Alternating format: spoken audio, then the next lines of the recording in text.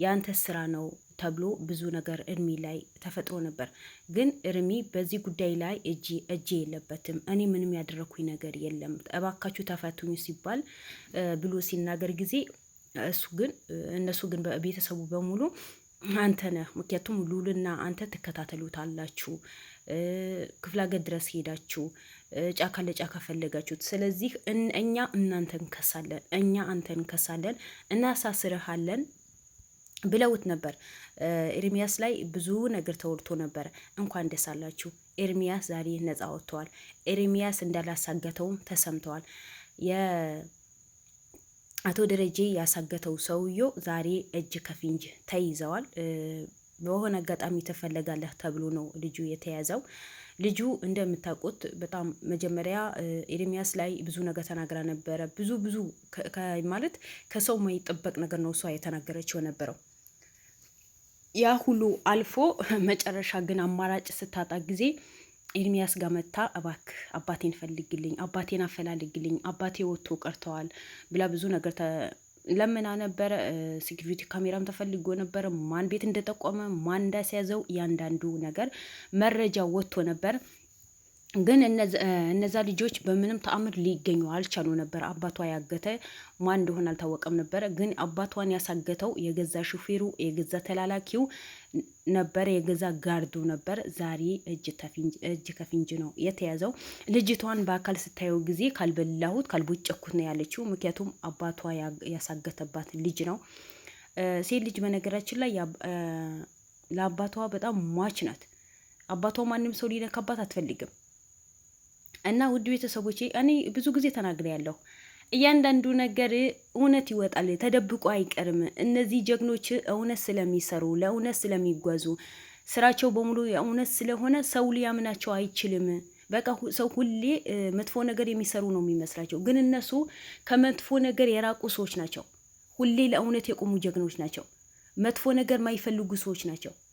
ግን ለምን በቃ ማለት ለምን ታዋቂ ሆኑ፣ ለምን ሰው ይሰማቸዋል፣ ለምን ሰው ይወዳቸዋል የሚል ነገር በአሞቴ ጎሳ ላይ በጣም ችግር ፈጥረዋል።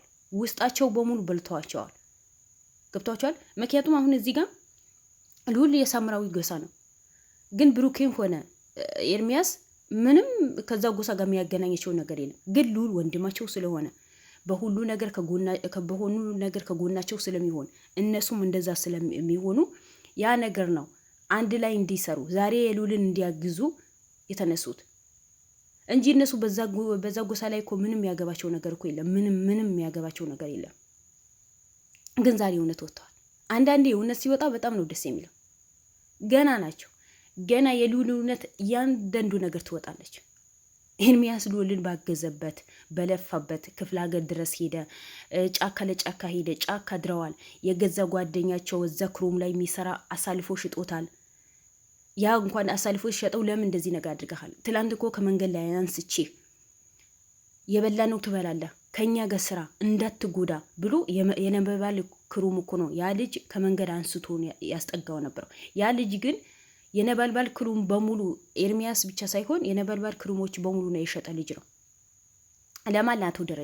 አቶ ደረጀ እንዲያመልጥ ያደረገው የነበልባል ክሩም ታዳሚ ነው ወይ እዛ ሰራተኛ ነው። ግን እድሜ ያን ነገር ማላገተው። እውነት ምን ጊዜ ትወጣለች? ለእውነት ቁሙ። እኛ ለእውነት የቆምን ሰዎች ነን።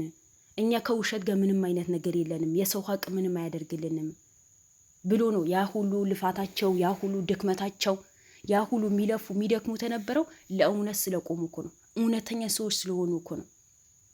ግን ማንም የሚረዳቸው ሰው አልነበረም። በቃ ሁሉ ነገር ውሸት ነው የሚመስላቸው ነበረው። ልክ እንደ ሉላ ክስ ማለት ነው። ግን ዛሬ አባቷ ካሳገተባት ሰው ጋር አባቷን አሳግቶ ብር በየጊዜው የሚቀበል ልጅ ዛሬ ፊት ለፊት ተፋጠጡ። ስለዚህ አሁን የአባቷ አጋት አግኝታለች። እርሚ ነፃ ነው ማለት ነው። እውነት ወጣ ማለት ነው። እርሚያን ጠርጥሬው አይደለም። ወድ ቤተሰቦቼ እንደዛ ስላችሁ ጊዜ ኤርሚያስ እኔ ጠርጥሬው አይደለም።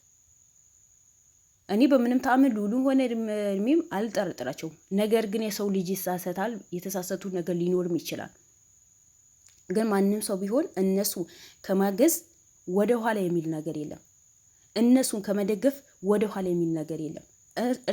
እነሱ ራስ በራሳቸው ስለሚባሉ ራስ በራሳቸው ያልሆነ ነገር ስለሚሰሩ ሁሉም ሰው ልክ እንደ ራሳቸው ነው የሚያዩት። ይሄ ደግሞ አግባብ አይደለም፣ አግባብ አይደለም። ሰው ልክ በሰራውን ልክ ነው የሚያጭደው። ዛሬ እሷን እውነት ሰርታለች ተብሎ ዛሬ እሷን ብር ከፍላለች ተብሎ ሌሎቹን ደግሞ መጨፈር፣ ሌሎቹ ደግሞ ያልሆነ ነገር ማድረግ አግባብ አይደለም። ገብቷችኋል? የሉል አክስት ብር ስላላት ሁሉም ቦታ መድረስ ነው ያለባት። ሁሉም ቦታ ትደርሳለች። እጇ በጣም ረዥም ነው። ግን ሉል መቼም አይሸንፍ። ለኤርሚያስም እኮ መልክ ተልኮለታል። ከዚህ ስራ ውጣ፣ ካልወጣ ዘር ማንዘር እጨርስልሃለሁ ነው ያለችው። መልእክት ልካለች። ግን ኤርሚያስ እኔ ማንም አያሸንፈኝም፣ እኔ ከሉል ጎን ከመቆም ምንም የሚገድበኝ ነገር የለም፣ እናንተ ማን ናቸው? የው ዛሬ እውነት ወጥቷል። እፈሪ፣ እስኪ እፈሪ፣ እያንዳንዳችሁ እፈሩ። በተለይ የደረጀ ልጅ እፈሪ።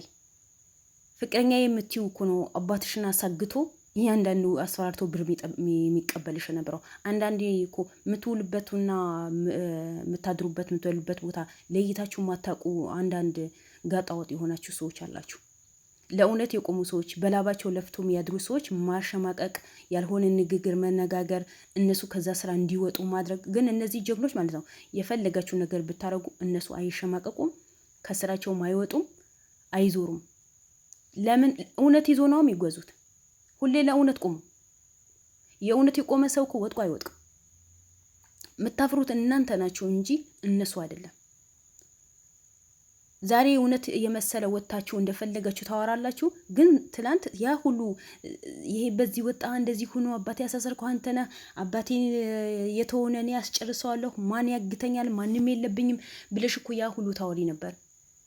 ግን ዛሬ እርሜ እግር ላይ መተሽ ወጥቀሽ እኮ ነው አባትሽን እንዲፈልግልሽ እንዲያግዝሽ አልቅሰሽ የለመሽ። አያችሁ፣ ሁላችሁም እንደዛ ነው የምታደርጉት።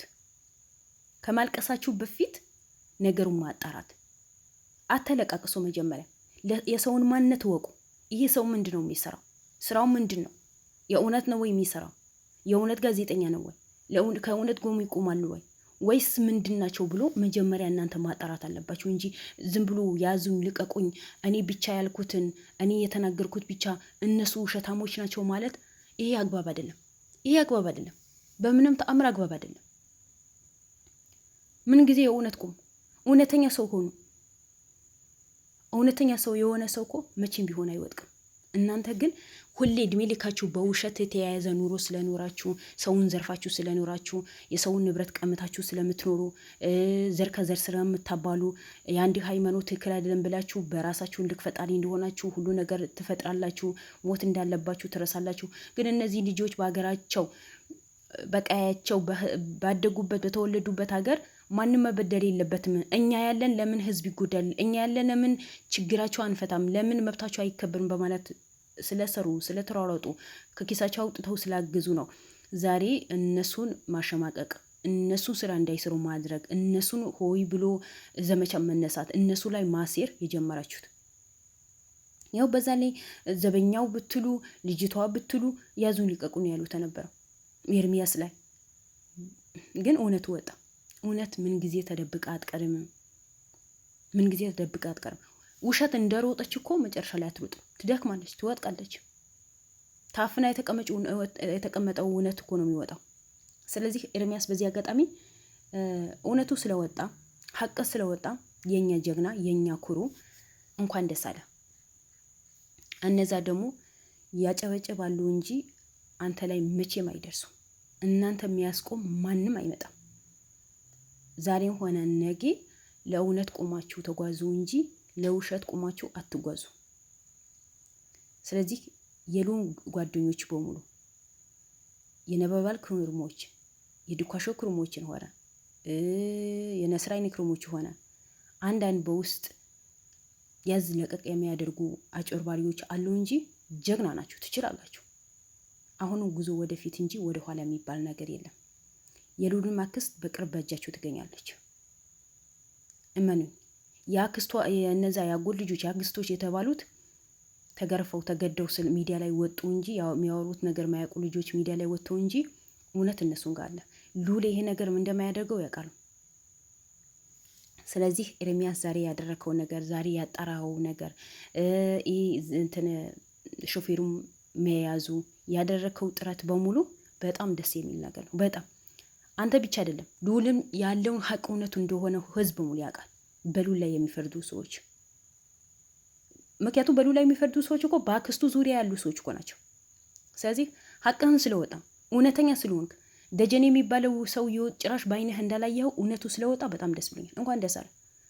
ውድ ተከታታዮች ኤርሚንን እንኳን ደስ አለህ ብሉት። የነበልባል ጋዜጠኛ እንኳን ደስ አለህ ብሉት።